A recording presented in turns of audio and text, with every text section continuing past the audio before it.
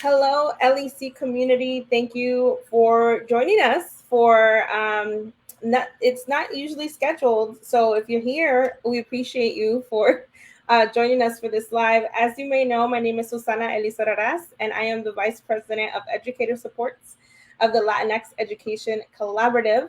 I am here with the wonderful Mara to share with you some details about our upcoming event happening next Wednesday. We're going to talk all about the event, talk about Mara a little bit, how she got started and what she does, and how we're loving to bring this to teachers.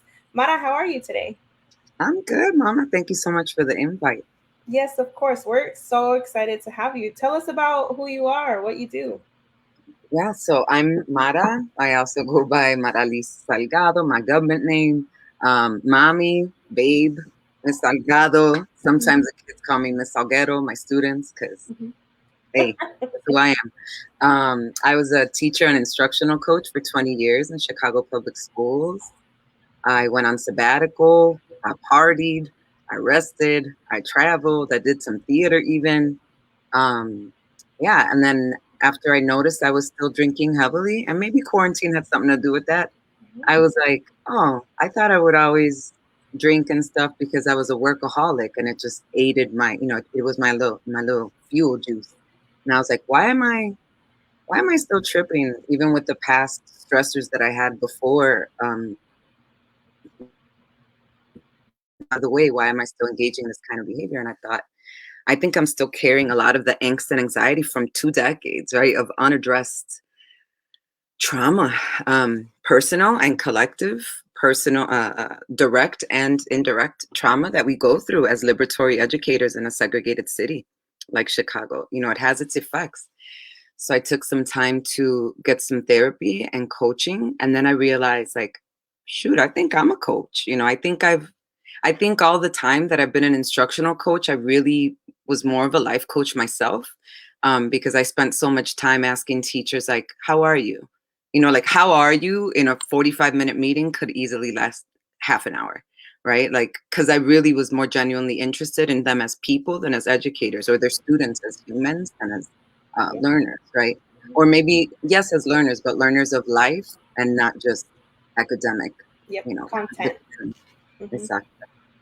So I was like, man, I think I'm more positioned for this than I thought. So I went ahead and got my coaching certificate. I continued my sober journey. I decided for my second act to try something new and get into entrepreneurship. And Liberate was born, right? Liberate comes from Spanish, liberate yourself. And I thought, of course, there's systemic barriers. I would never deny that. I've spent my life as a social justice advocate fighting against them. But also, we have personal agency, and I thought, how can I become more powerful in my greatest locus of control, which is myself? How can I carry my peace with me, no matter what the circumstances around? Right? How can I go ahead and move forward in um, creating the life that I want for myself and my people? Like, I really wanted to figure out how to hone that in instead of expend all my energy externally. Yeah.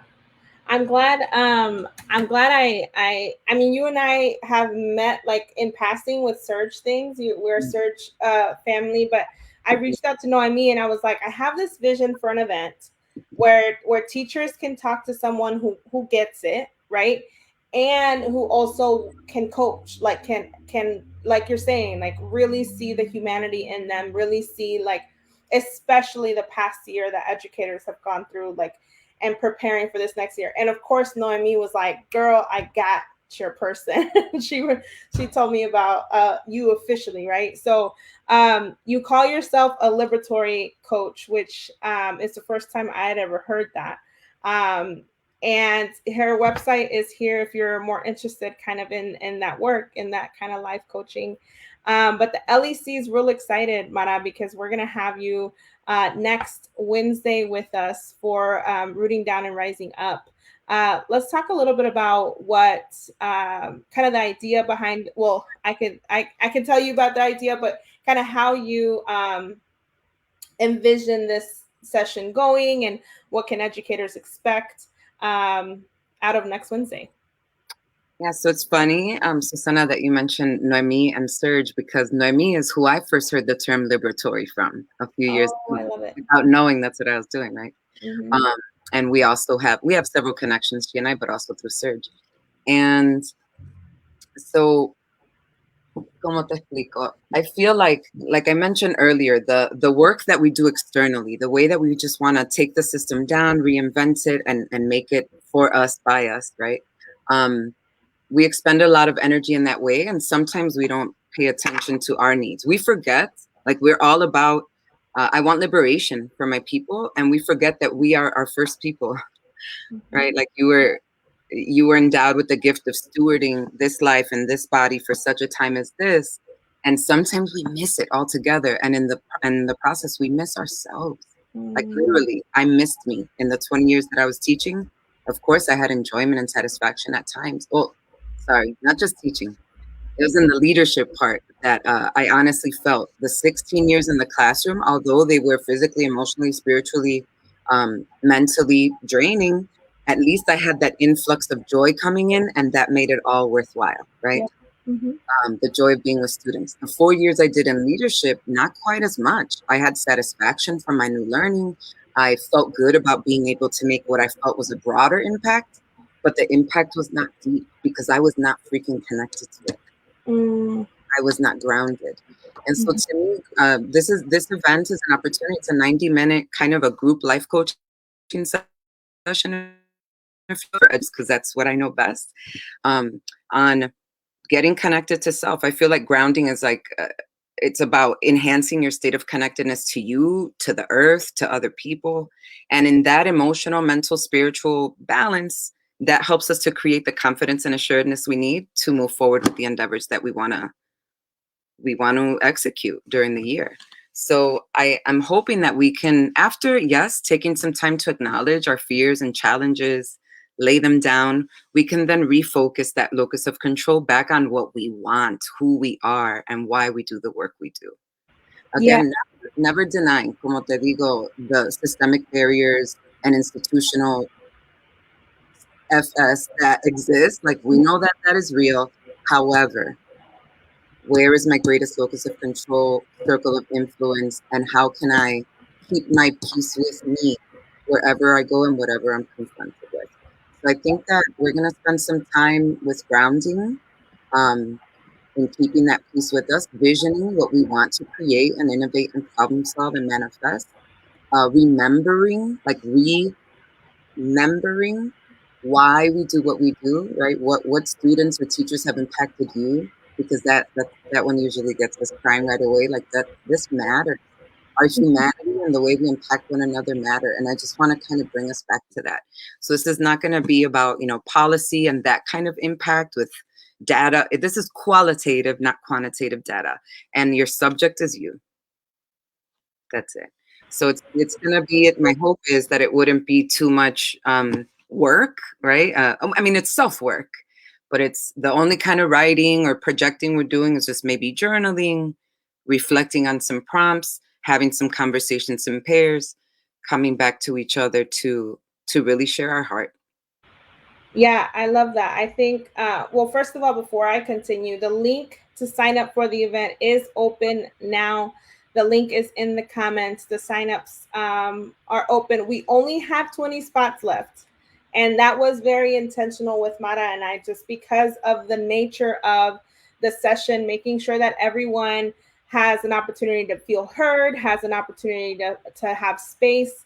It was a rough school year. I mean, really, I was teaching when quarantine first happened in March 2020. So now, I mean, we're going on 2 years here soon, right? Hopefully we're done before this upcoming March. But you know, the pressure on educators and on schools, and it has been a lot. So join us. Like I said, the link is in the comments.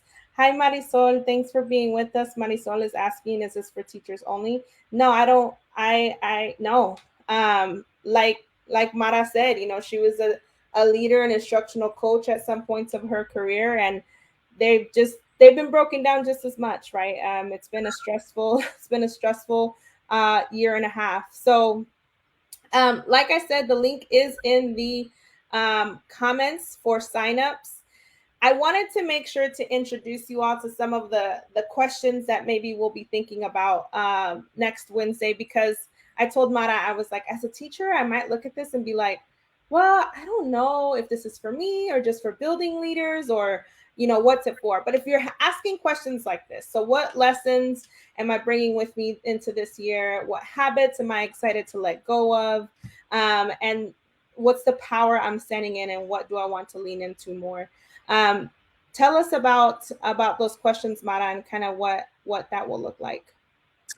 Yeah, so I think that in my work I've been doing in life coaching, what I've noticed is things like movement and yoga, journaling, meditating, breathing practice, affirmations. We always keep coming back to that. I've been doing a lot of research for the past couple of years and trying to build up my business and do this life coaching work. And it always keeps coming back to that, kind of just getting really present of mind, getting really grounded in what really fuels us and brings us joy and purpose. And so these are questions like, we can't make room for the new things that we want to create if we're still holding on to the past. And to your point, Susana, you've said a couple times, it's been a rough couple years. Yo le doy gracias a Dios todos los días. Like, I'm so grateful that I decided to, this is going to sound jacked up. I decided to leave in 2019, the education system. And I was like, thank you that I was spared COVID, but that doesn't release me from my responsibility to my fellow educators who are in this work currently. I'm just doing it from the other side now, right? And shifting my focus a bit to the educators themselves. My niece called me yesterday. She's a first-year teacher and was gifted with the most challenging class, according to her principal, who even admitted that to her. And I could hear the defeat in her voice. Fourth day of school, right? And it just honestly all came rushing back to me. 20 years, the enormity of that, the beauty and the blessing and the gift that it's been, because it was a gift to my life, but also the burden. Es fuerte, es pesado, and we need each other. So I just feel like we're just going to take some time to focus and hone in on the personal, and then share that collectively so that we get the best of both worlds, some independent time and also some collaborative collective time, so we can stand in the gap and be present, witness each other's promise for the future, what we want more of, not just what we are sick of, but what we want more of. Yes, I like how you said best of both worlds, because that's how I feel about having you lead this session, right? Like, you spent those 20 years in education, you know what's up, right? Like, you know the struggle, you know the love, and you know the like passion and the like happiness and the joy, and you also know the struggles, right? And so who better to lead us through this work than you?